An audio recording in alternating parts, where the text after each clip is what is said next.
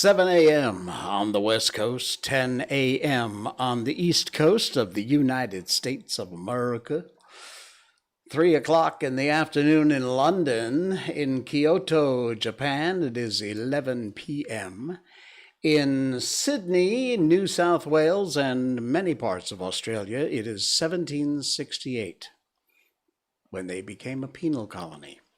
And in Malaysia, of course, it's 1974. I'm Jay Sheldon, and I'm not wearing pants. I refuse to wear pants. Luna Amethyst, hello, welcome into the stream. Good to see you and all the folks across the little planet we call Earth. And also our podcast listeners who listen in, download, and subscribe to our podcast on Apple Podcasts, Spotify, Amazon Music, Google Podcasts, Stitcher, TuneIn. We're everywhere wherever your favorite podcast is, that's where we are. So be sure you check that out and like and subscribe and download, and we appreciate that. Coming up today, dogs know if you are evil. You cannot fool dogs, and we've got the scientific proof. Yes, Australia has basically gone back to being a penal colony again. In fact, it's worse than a penal colony. I'll tell you about that. And the code. If you are over 40, you probably know about the code. So for anyone under 40 tonight, we will reveal the code. Yes, I'm kind of kidding. The code is coming up tonight. Hey, do you like this? We changed angle on this camera. We moved it around and lowered it a bit. So, I don't know. I like it better. I did like your Tatiana cosplay, Luna Amethyst. Really nice. Very, very nice. And yeah, it looked great. Excellent. And I love the makeup. It was very cool.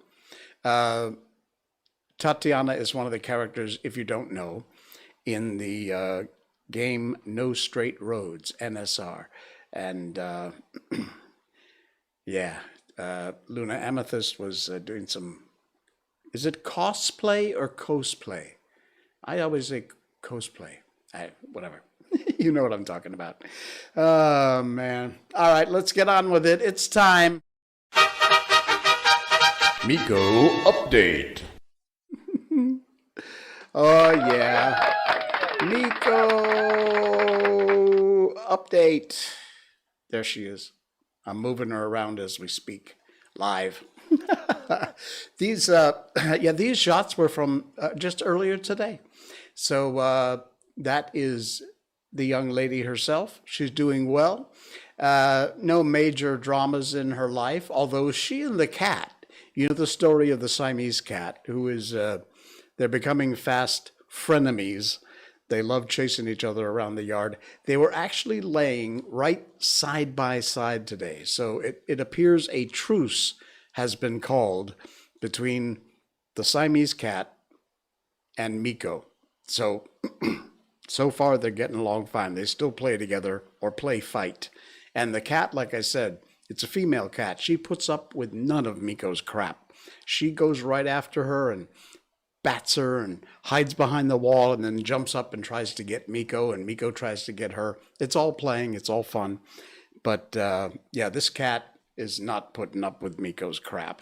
I don't know. This cat has a bell around its neck. It's obviously not a stray. It belongs to somebody in the neighborhood. I don't know who, but it's chosen our yard, as I told you, to hang out in. And I need to come up with a name for the cat, because we haven't named it. I mean, it's not our cat, but it hangs around enough you'd think it was. In fact, I showed you the video. She actually came in the house the other day to try and steal some of Miko's food. So yeah, maybe you can come up with cat cosplay. Oh, okay, cosplay. Thank you. Maybe you can come up with a name for the cat. Email me, nopants@jsheldon.com, or put it in the chat if you want. Stick it over here in the chat. Over there, actually. There you go. And yeah, I've changed the chat also so you can read it a little better for those viewers. If you are listening on the podcast, by the way, and you would like to see the video version of our show, because when we're live, we are live on Facebook, on YouTube, and on twitch.tv. So if you want, you can also go over after the show is over and check out rumble.com/jsheldonnopants. Subscribe there. It's all free. Very cool channel, rumble.com. It's like Facebook, but without the censorship. Yeah, really. So do that. Rumble.com/jsheldonnopants if you are listening on the podcast and you want to see what it is that we're sharing and we talk about. I do like to try and describe it as best as I can, but there you go. So yeah, Miko's doing well. No issues, no worries. She's back to having her daily walk, and she is very, very happy about that. Now, you know, I was going to share this, and now I've thought better of it, because as an expatriate in Malaysia, I'm not supposed to make comments about political stuff going on here in the country. I do mildly when I think I can get away with it. But there's something that I wrote tonight about some ridiculous stuff that's going on right now here. You know what? Just read the news and you'll be shaking your head and sucking your tongue. I don't need to make a comment about it, about how stupid it is. I'll just leave it at that. However, I can make a comment about the idiots in Australia. That I can do, but I've got to re-edit my little sharing thing here. Yeah, wait till you see this one. You're gonna love it. Australians who post oh, wait, before I get into that, Luna Amethyst said her cat's name was Kiki. That's not a bad name. I was thinking, since it's a Siamese cat, maybe I would give it some sort of Thai name. I don't know. I'll come up with something. Hey, Sean, you are going to appreciate this next block because you live there. And man, I'm telling you, hey, Sean, welcome to the stream. Nice to have you in. Round of applause for Sean. But this is the kind of utter buffalo sandwich nonsense craziness that is going on as governments around the world continue to try and control you and make you afraid with this ridiculous crap that's going on. The U.S. is nutballs. You know, fear is the coin of the realm. They're going to continue to make you afraid. You got to put on the face diaper only because it's a visual symbol of how afraid you should be and how much fear you should have in your life. Trust me, the science says masks don't do crap. So, you know, whatever. You disagree with that? You want to wear a mask? Wear a mask. I don't care. It's up to you. You do you. Don't tell me or make me legally wear a mask. All right. So anyway, the latest from the land down under is basically it's turned into another penal colony. There was a video posted online of, I don't know who it was, a health director, minister, or it wasn't the prime minister. It was some other goofball in the government who can't go out, and you can't even talk to your neighbors. If you're at the grocery store, you shouldn't even talk to them. I mean, that's why I say it's worse than a penal colony, because at least in prison, you can still talk to the other prisoners. Check this moron information out. Australians who post anti-lockdown content online could face $11,000 fines.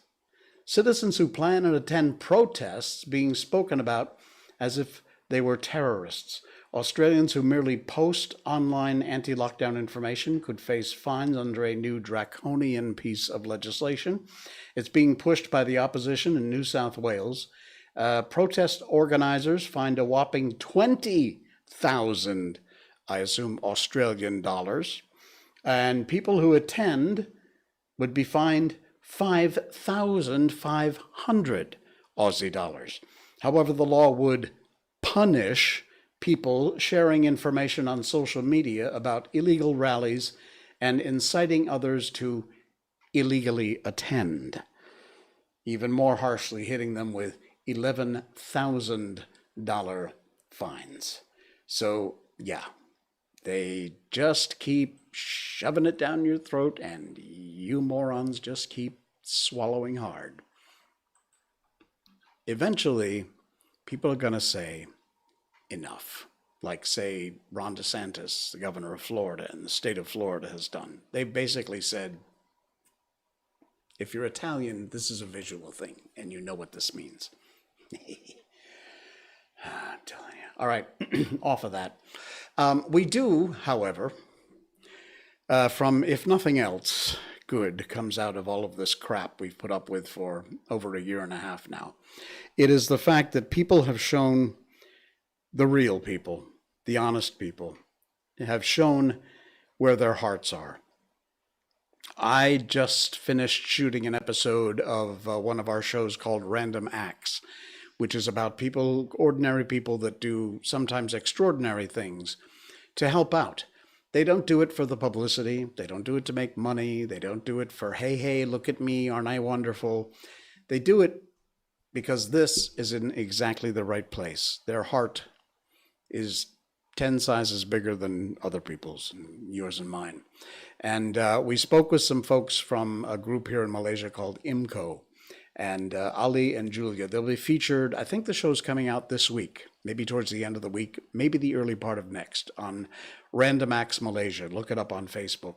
And we're going to talk about a current project they have on, and that is to help supply diapers and baby formula to folks who have either lost their jobs or can't work because of the lockdowns and need help, need assistance. They have no income. So there are all kinds of people distributing food, shelter, helping out financially. And in some cases, like what IMCO is doing, they're helping out with moms with babies and formula, diapers, things like that, which is fantastic. So we wanted to help to promote what these two wonderful people are doing. And that'll be coming up on our show. Excuse me. But I wanted to loop this into my next story because one of the reasons it's so difficult to put together a show like Random Acts is because when you have these folks who do these kind of wonderful random acts of kindness, they're not doing it for the publicity. In fact, they don't want the publicity. They shy away. When I try and get them to come on and do a online interview, of course we can't do face-to-face shooting so much anymore. It's impossible. So we try and do some of these interviews online and through Zoom calls, things like that.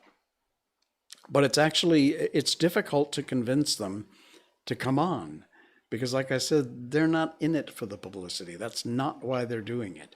And, we want to help do our part to spread the word and to give them some publicity, not in a yay, rah, rah, aren't you wonderful folks, but in a, if other people out there can help, here's how to get in touch with them, and here's how you can help.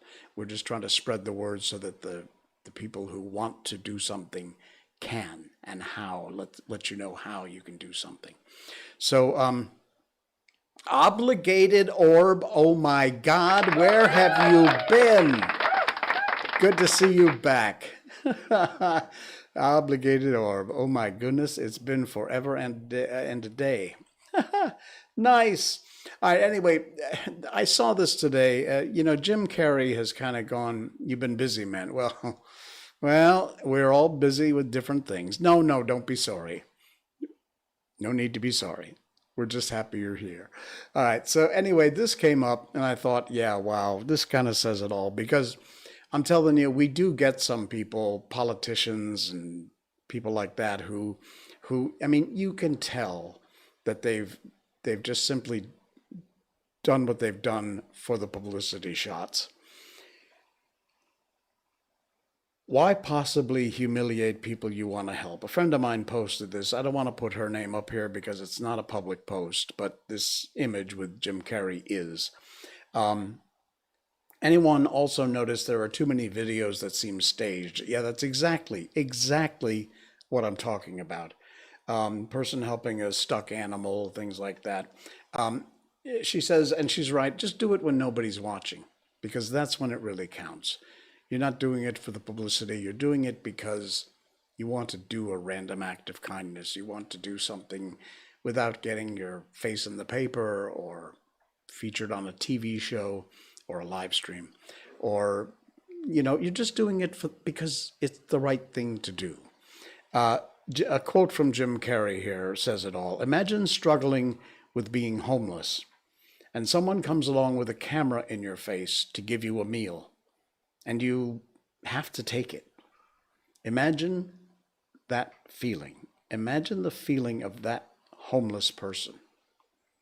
Please stop doing that. If you go to help someone, do it with kindness. Don't do it with your ego.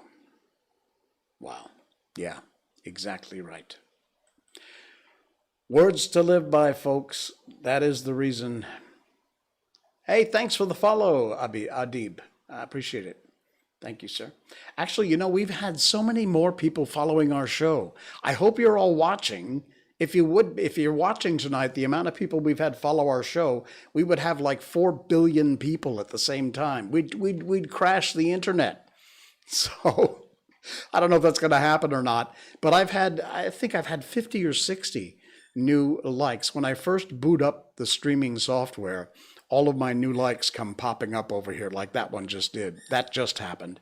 But all the ones that have happened in the last couple of days come up. And while I'm sitting here getting everything ready, over here is bring, bring, bring, bring, bring, bring. There's like 50 of them. It was great. Thank you. Thank you so much. Appreciate it. Thanks for the follow and the share and the like and all that good stuff. Appreciate it. All right. Here's another thing from our headline tonight. Dogs know if you are evil. They do. And the science proves it. Now, check this out. I got to do a little live adjusting here, so bear with me. Whoops, that's not the one. This is the one. Here we go. Dogs can recognize a bad person. Science confirms that. Look at that shot. Ooh, scary, huh? This, by the way, is from good.is. A hat tip to good.is. Now, oh man, this is back in 2019 where this first appeared. Dogs can smell fear, but can they sniff out the truth? Your dog might actually be smarter than you're giving it credit for. It turns out dogs are really pretty good at picking up human behavior.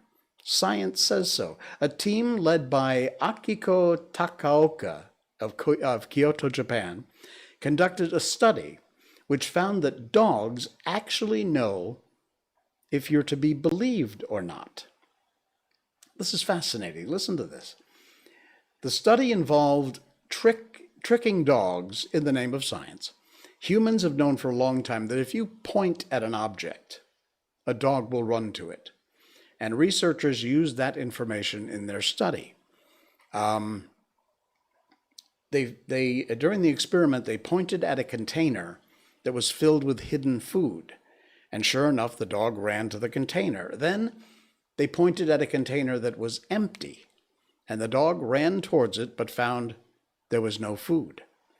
Now, the third time the researchers pointed at the container with food, the dogs refused to go to the container.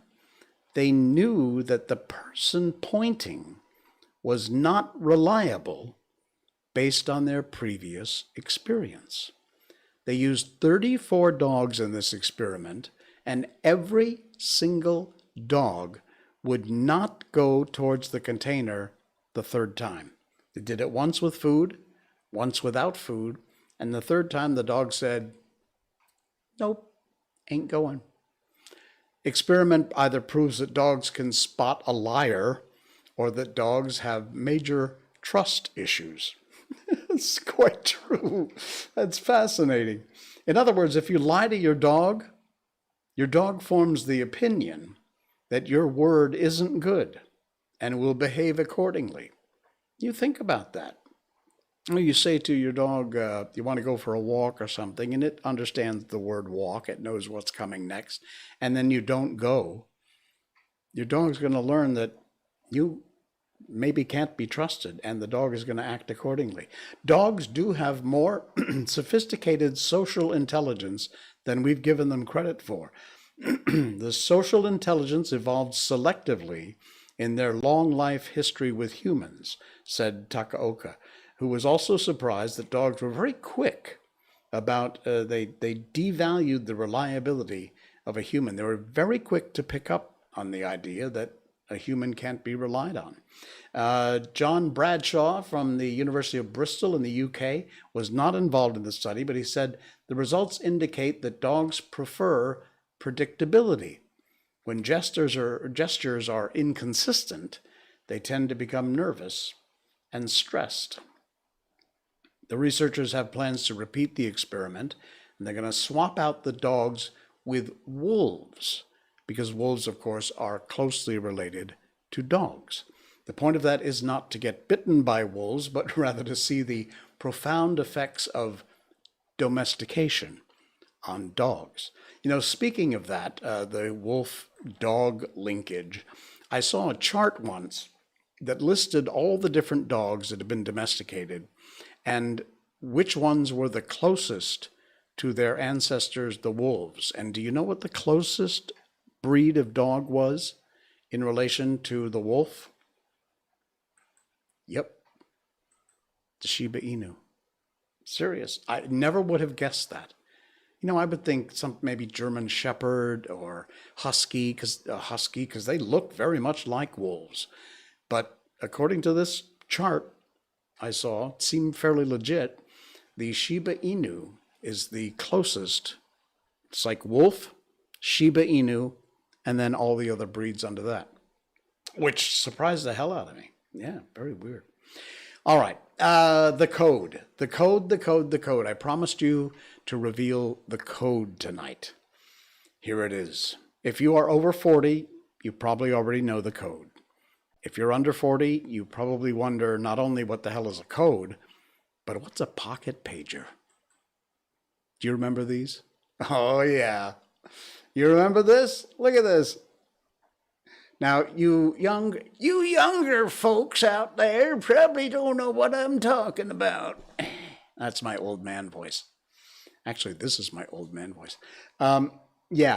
Just so you know, and it seems ridiculous to have to say this, but I will. You never heard of what? You never heard of a pager or the code? Back in the day,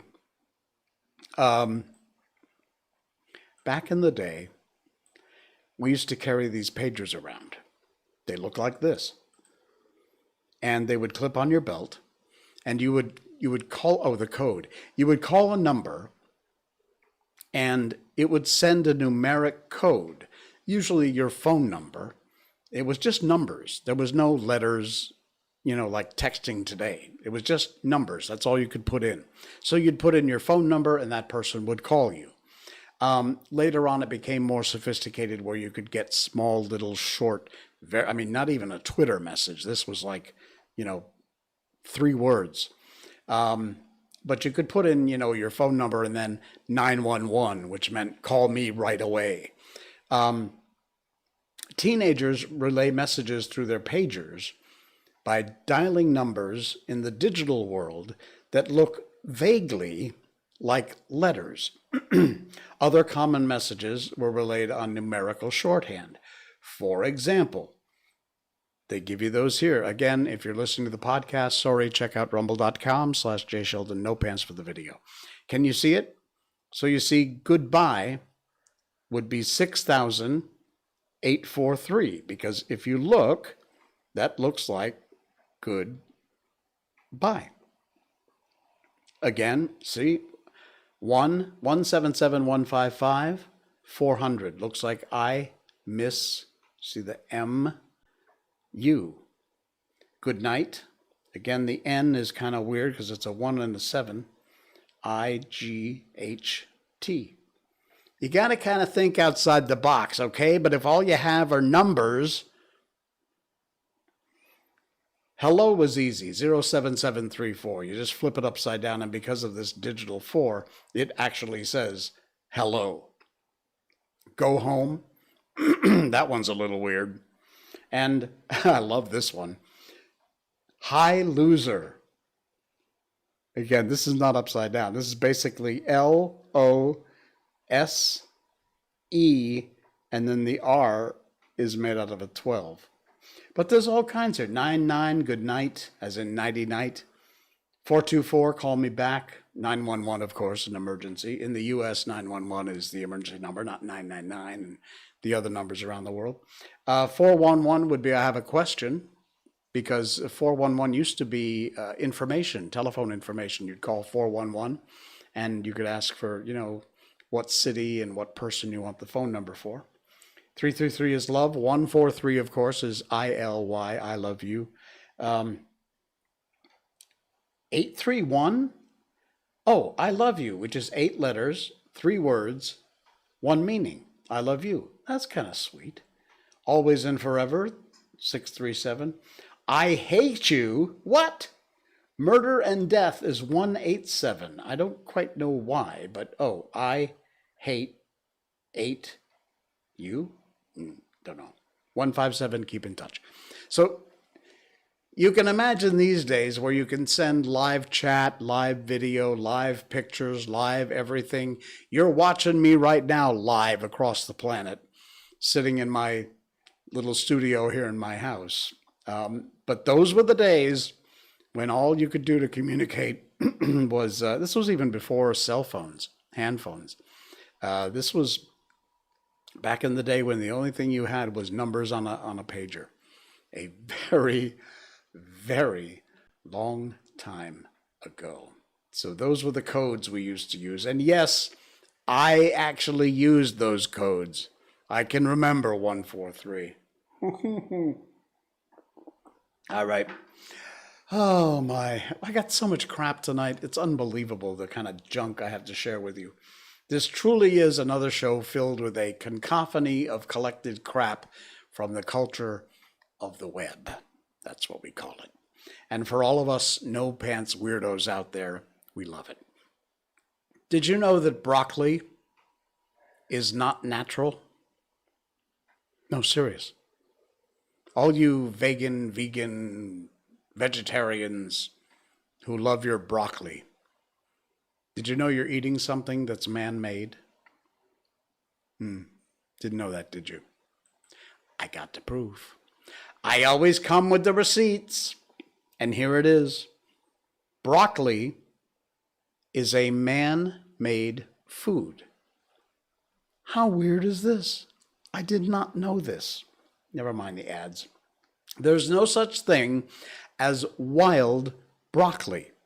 It's a human innovation, a man-made food, and the result of a mutation selected and cultivated by man throughout history.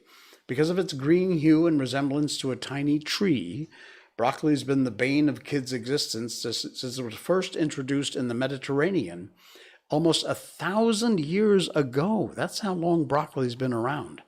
And I'm telling you, not just George Bush back in the day who made a big thing about not liking broccoli. A lot of people don't like broccoli. It's the result of the selective breeding of wild cabbage plants, which started around the 6th century BC. And its name came from the Italian broccolo. Relates to you like how I did the little Italian accent there? Broccolo. Relates to the flowering top of the cabbage. It's a tribute to its heritage. Since the Roman Empire, broccoli has been regarded as a valuable man-made food and a source of nutrition among the people of Italy, eventually introduced to England and America in the 1700s, but it wasn't until the 1920s that broccoli gained any popularity at all in the U.S. There's a story here. Go to ponderweasel.com. That's where you'll find this article. It's amazing, absolutely amazing. And guess what? Broccoli isn't the only man-made food. Yeah. Let me get to the section here that talks about it. Hang on, where are we? Bear with me. Okay. Yeah, cauliflower, kohlrabi. Kohlrabi? I don't know what kohlrabi is. See that right there? Kohlrabi? I've never heard of that. Brussels sprouts and kale. How far broccoli has come. Vegetables like cauliflower, kohlrabi, whatever that is. I'll look it up later. Brussels, you know what? Brussels sprouts is another one. People hate Brussels sprouts. If you don't know what they are, they're like little mini cabbages. I love Brussels sprouts. Just plain ordinary Brussels sprouts with some real butter, drenched in butter. Oh, man, there's two vegetables. I don't mind broccoli. I'm not a big fan, but it's okay. I eat my broccoli. But there's two vegetables that I love. 95% of the planet hates. One is Brussels sprouts, and the other is lima beans. Now, in the U.S., you know what lima beans are because that's what they're called there. Here, nobody calls them lima beans. They're called broad beans. And to me, they don't taste exactly the same as lima beans. They look exactly like lima beans. But here their packaging says they're called broad beans. I don't know. But anyway, lima beans and Brussels sprouts, this boy loves them, especially with butter. Butter, little salt. The simpler the better. So yeah, there you go. If you're a fan of broccoli, know that you're eating man-made food. It's not natural. Well, considering. All right. I got one more story attached to that story. One more continuation. And this is weird. This is the xenomorph farm. Dun, dun, dun. Those of you who are familiar with one of two things, either the film from which the xenomorph came from, or Cabbage Patch Kids. Check this out. I would be running to find a flamethrower really fast if I saw this. Again, sorry for podcast listeners, rumble.com/JSheldonNoPants. I would grab the nearest flamethrower as fast as I possibly could if I saw this thing. You know what this is? Any idea? No, it's not a xenomorph farm or the pod people. It's actually cabbage growing on a cabbage farm. This actually is cabbage. It's from Wayne Warren. I don't know about you, but this, yeah, here you go. I don't know about you, but this cabbage field makes me want to buy a flamethrower.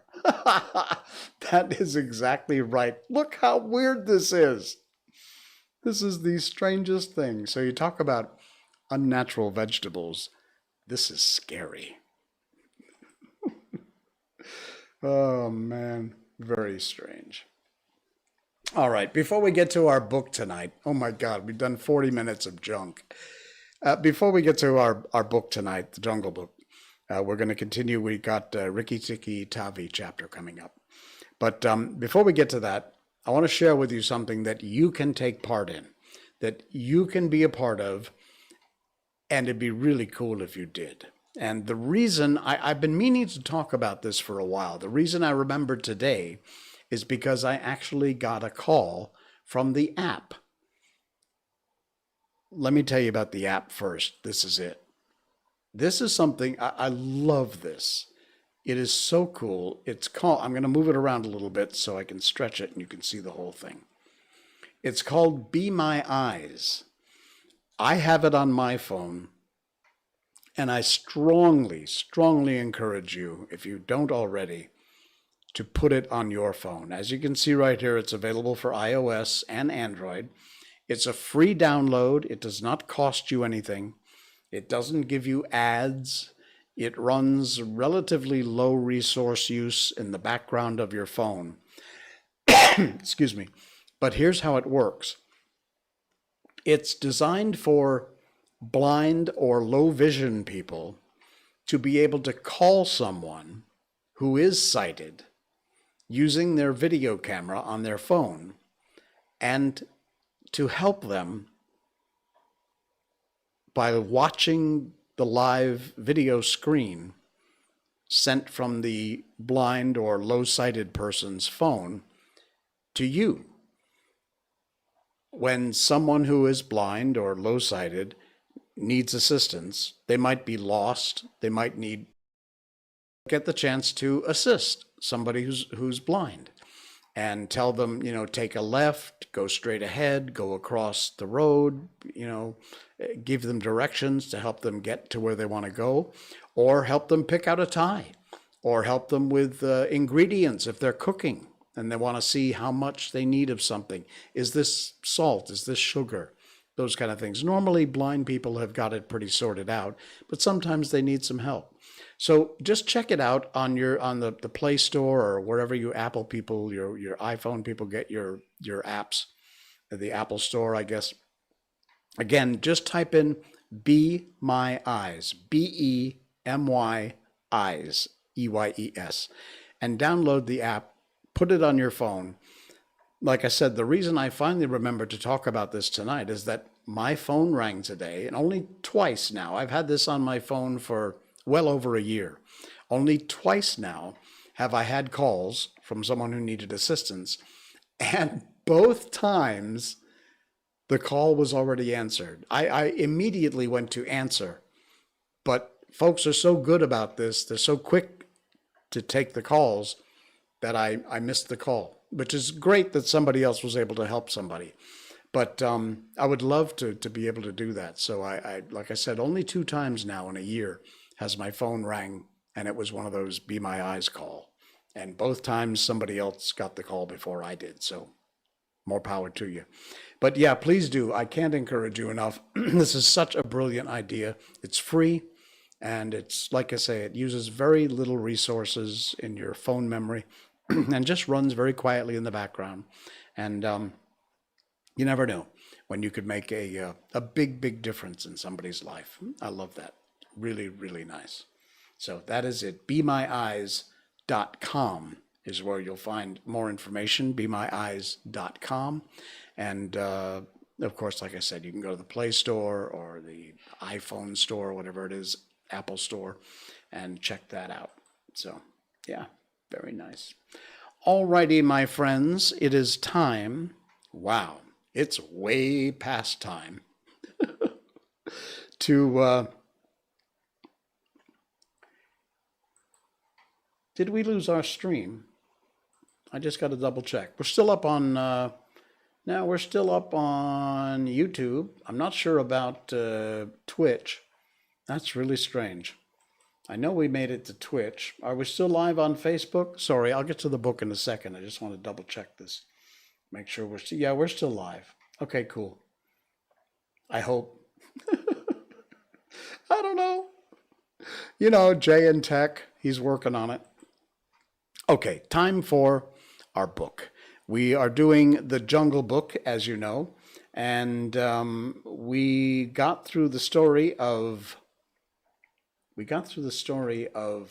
the White Seal, and we are about to move on to the chapter called Rikki Tikki Tavi.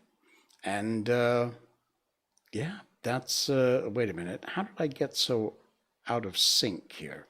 I had this all queued up here, and now all of a sudden things went bonkers. I don't know why. Hang on, I got to get way up to the start of Rikki. Wow, Rikki Tikki Tavi is a very long chapter in the Jungle Book. This is going to take us a while. All right, Rikki Tikki Tavi from Rudyard Kipling's The Jungle Book. And here we go. It always begins a new chapter with a new poem. At the hole where he went in, red-eyed called to wrinkled skin. Hear what little red-eyed saith, nag, come up and dance with death. Eye to eye and head to head, keep the measure, nag. This shall end when one is dead. At thy pleasure, nag. Turn for turn and twist for twist, run and hide thee, nag. Ha! The hooded death has missed. Woe betide thee, nag. This is the story of the great war that Rikki Tikki Tavi fought single-handed through the bathrooms of the big bungalow in Sigauli Cantonment. Darzy, the tailor bird, helped him, and Chunchandra, the muskrat, who never comes out to the middle of the floor, but always creeps around by the wall, gave him advice. But Rikki Tikki did the real fighting. He was a mongoose, rather like a little cat, with his fur and his tail, but quite like a weasel in his head and his habits. His eyes and the end of his restless nose were pink. He could scratch himself anywhere he pleased, with any leg, front or back, that he chose to use. He could fluff up his tail till it looked like a bottle brush, and his war cry as he scuttled through the long grass was Rikki Tikki Tikki Tek. One day a high summer flood washed him out of the burrow where he lived with his father and mother, and carried him, kicking and clucking, down a roadside ditch. He found a little wisp of grass floating there, and clung to it till he lost his senses. When he revived, he was lying in the middle of the hot sun, in a garden path, very draggled indeed, and a small boy was saying, "Here's a dead mongoose. Let's have a funeral." "No," said his mother. "Let's take him in and dry him. Perhaps he isn't really dead." Well, they took him in the house, and a big man picked him up between his fingers and thumb and said he was not dead, but half choked. So they wrapped him in cotton wool and warmed him over a little fire, and he eventually opened his eyes and sneezed. "Now," said the big man, he was an Englishman who'd just moved into the bungalow, "don't frighten him, and we'll see what he'll do." It is the hardest thing in the world to frighten a mongoose, because he is eaten up from nose to tail with curiosity. The motto of all the mongoose family is "Run and find out." And Rikki Tikki was a true mongoose. He looked at the cotton wool, decided it wasn't good at all to eat, ran all around the table, sat up and put his fur in order, scratched himself, and jumped on the small boy's shoulder. "Don't be frightened, Teddy," said his father. "That's his way of making friends." "Ouch! He's tickling under my chin," said Teddy. Rikki Tikki looked down between the boy's collar and neck, snuffed at his ear, and climbed down to the floor where he sat rubbing his nose. "Good gracious," said Teddy's mother, "and that's a wild creature. I suppose he's tame because we've been kind to him." "All mongooses are like that," said her husband. "If Teddy doesn't pick him up by the tail or try to put him in a cage, he'll run in and out of the house all day long. Let's give him something to eat." So they gave him a little piece of raw meat. Rikki Tikki liked it immensely, and when it was finished, he went out to the veranda and sat in the sunshine and fluffed up his fur to try to make it dry all the way down to the roots. And then he felt better. "There are more things to find out about in this house," he said to himself, "and than all my family could find out in all their lives. I shall certainly stay and find out." So he spent all that day roaming all over the house. He nearly drowned himself in the bathtubs, put his nose into the ink on a writing table, and burned it on the end of the big man's cigar. For he climbed up in the big man's lap to see how writing was done. At nightfall he ran into Teddy's nursery to watch how kerosene lamps were lighted. And when Teddy went to bed, Rikki Tikki climbed up too.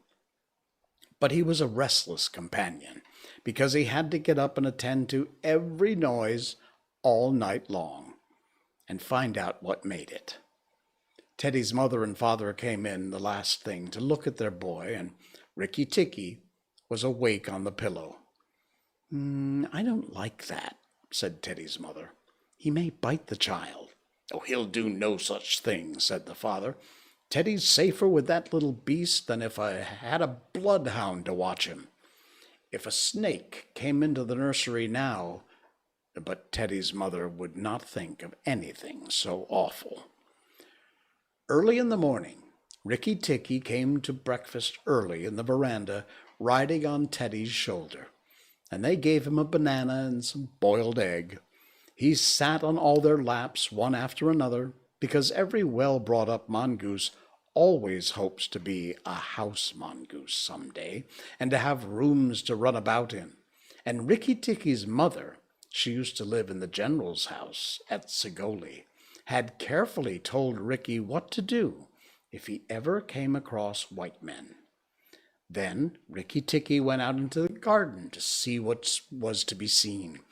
It was a large garden, only half cultivated, with bushes as big as summer houses, of Marshall Neil roses, lime and orange trees, clumps of bamboo, and thickets of high grass. Rikki Tikki licked his lips. "This is a splendid hunting ground," he said, and his tail grew bottle-brushy at the very thought of it, and he scuttled up and down the garden, sniffing here and there till he heard very sorrowful voices in a thorn bush. It was Darzy, the tailor bird, and his wife.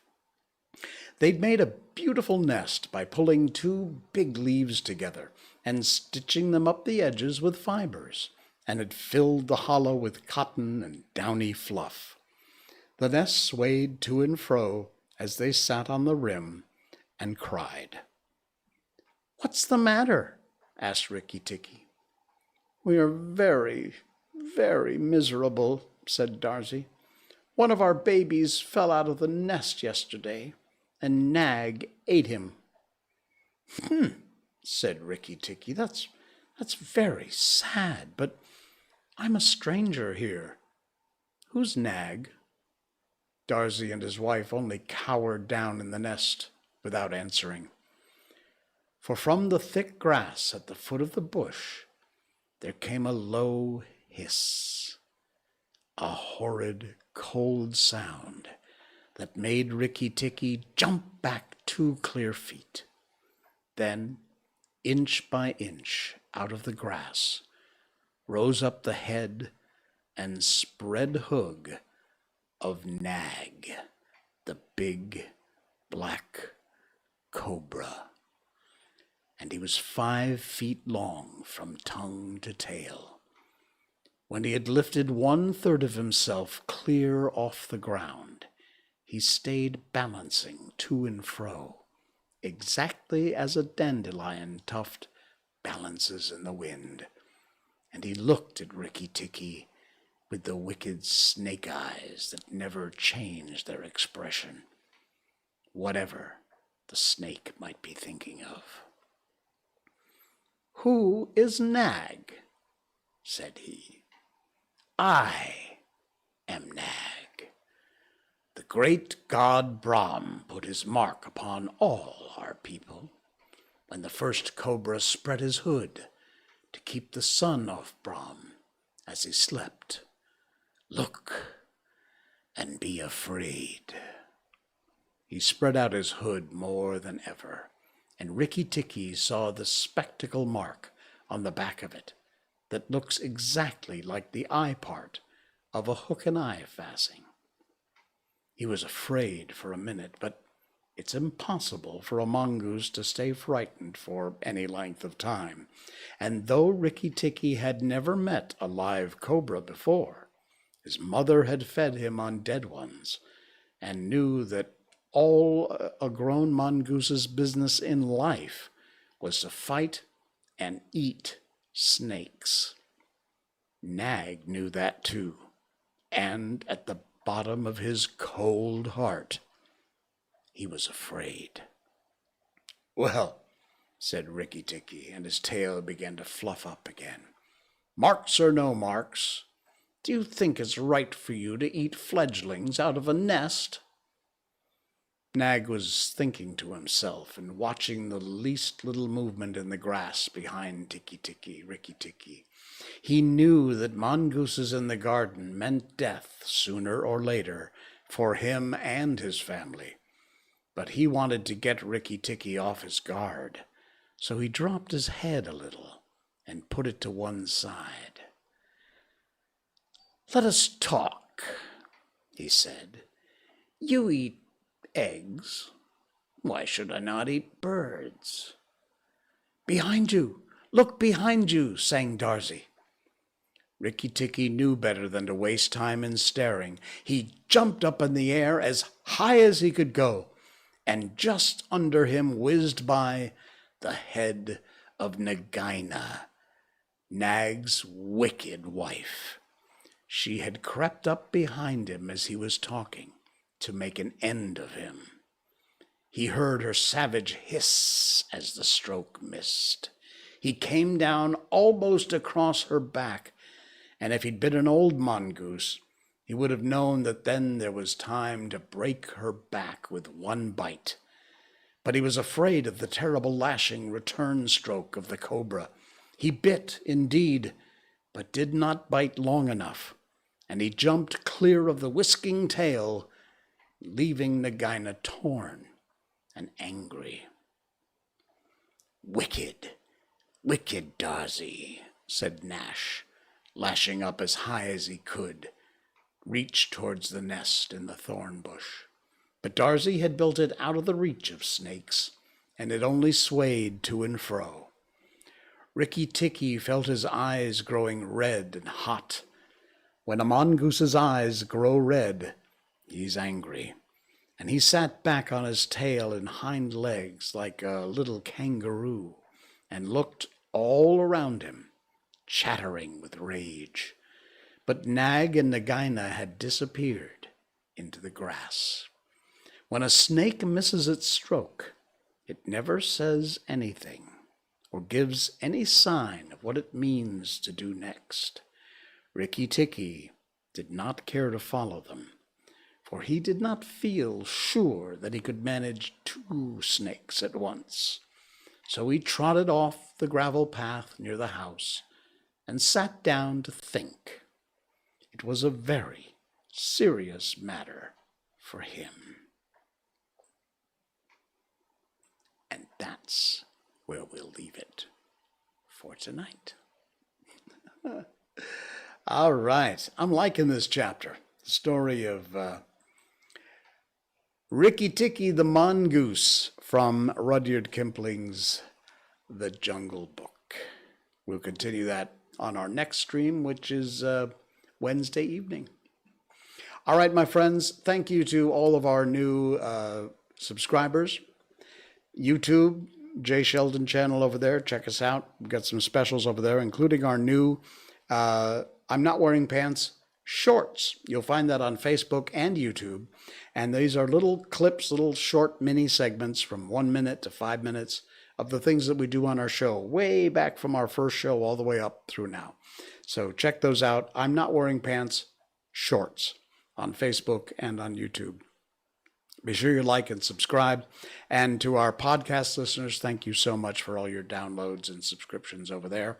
If you would like to see the video version, again, of course, you can go to rumble.com, J. Sheldon No Pants, and check us out there. Just sign up, subscribe. Free account, it's free. So, yeah.